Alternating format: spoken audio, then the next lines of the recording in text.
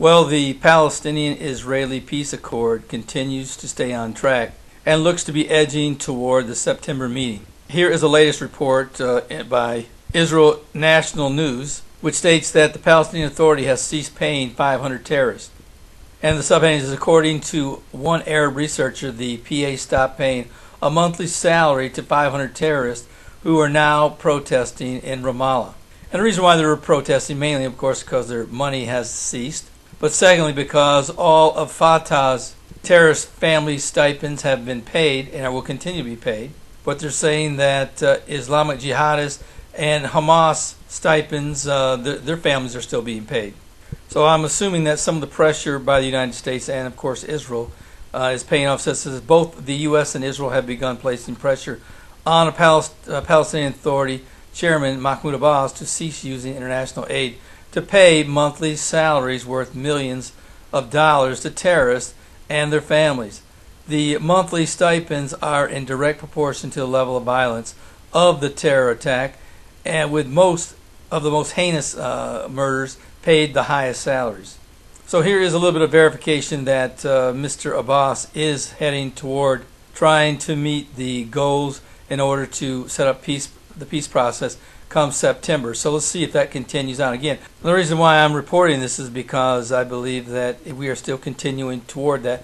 I'm looking for it to implode at any time, but at some point in time, this peace process is going to mature and it will take place. I simply can't see it moving forward in the same way it's been going in the past without some progress being made. And I think ultimately, as the Bible does state, that somebody out of the European Union is going to come forward and make this peace accord happen.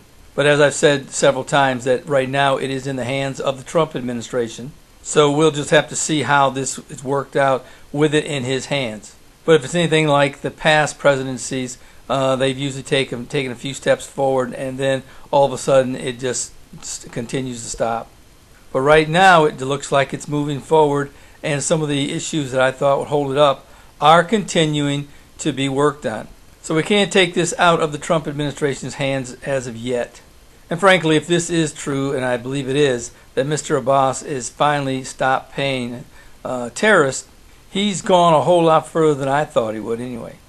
Frankly, in all honesty, I just thought this was just another Israeli tactic that they were almost sure that Mr. Abbas would balk on, and he hasn't. We must remember that many times in the past it's pretty much been a tit-for-tat type of relationship between Mr. Abbas and Mr. Netanyahu, where Mr. Netanyahu would raise some type of stake, and then Mr. Abbas would raise some type of argument, and each party would basically sabotage each other's attempt at so-called peace. But I think now that the Trump administration is in charge, I don't think that that's necessarily going to happen, but we'll see. But as I said, I just wanted to raise this and bring this before you, just let you know that the peace process is still creeping forward. So I'll continue to keep an eye on it to see exactly what the next steps are. And here's another article that I brought to you actually the last time I reported, and that is, it says that Russia is quietly beginning to build a third military base in Syria. And the subheading states, says Moscow plans to oversee new deconfliction zone in countries south, charged among other things with clearing ISIS away from Jordanian border. So here's Russia. They are, in the name of trying to keep things under control and keeping ISIS away from the Israeli-Jordanian borders, they've decided to build a base on basically Israel's northern border. This is simply one of those isn't that convenient moments. But we know in the Bible it does state that in Ezekiel 38 that Russia would one day gather their allies and the other nations that are already based, a lot of them are already in Syria, and would simply attack Israel. You know, I don't know if that's going to be the case right now. That's the way they feel right now. But the Bible states that at some point in time, there's going to be something that Israel's going to have that is going to be like a hook in Russia's mouth that they simply will not be able to walk away from. And the process of that will be that they will attack Israel, or at least they'll plan an attack against Israel.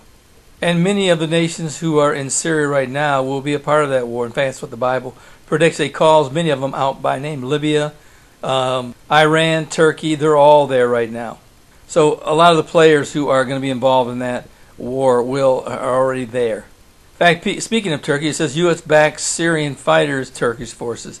And in the subheading it says, an official with the Syrian Democratic Forces, the coalition of U.S.-backed militants with a big possibility of open, fierce confrontation with Turkish forces in northwestern Syria. This comes after the two sides exchanged fire on Wednesday. And you know, the United States' support of the SDF and also the Kurdish People's Protection Units, or better known as the YPG, has been a sore spot between the U.S. and Turkey for many, many years. And the fact that the United States is supporting them, that very well caused their NATO rift. And maybe the reason why in the future that Russia and Turkey will join forces. But frankly, I think that will be during the tribulation. Nobody really knows when this war of Gog and Magog is going to take place. Many do believe it's either before the tribulation period or in the beginning stages of the tribulation period. But I don't rule out that it could also be at the latter end as well. And if you have questions on that, just look up my videos that talk about Ezekiel 38 and 39 and why that it could possibly be at the end as well.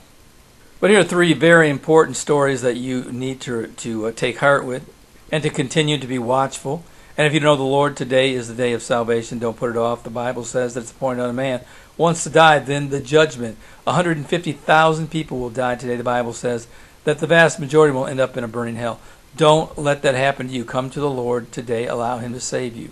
And you Christians, you need to get a copy of my Tribulation Period Survival Guide. In fact, you need to get multiple copies.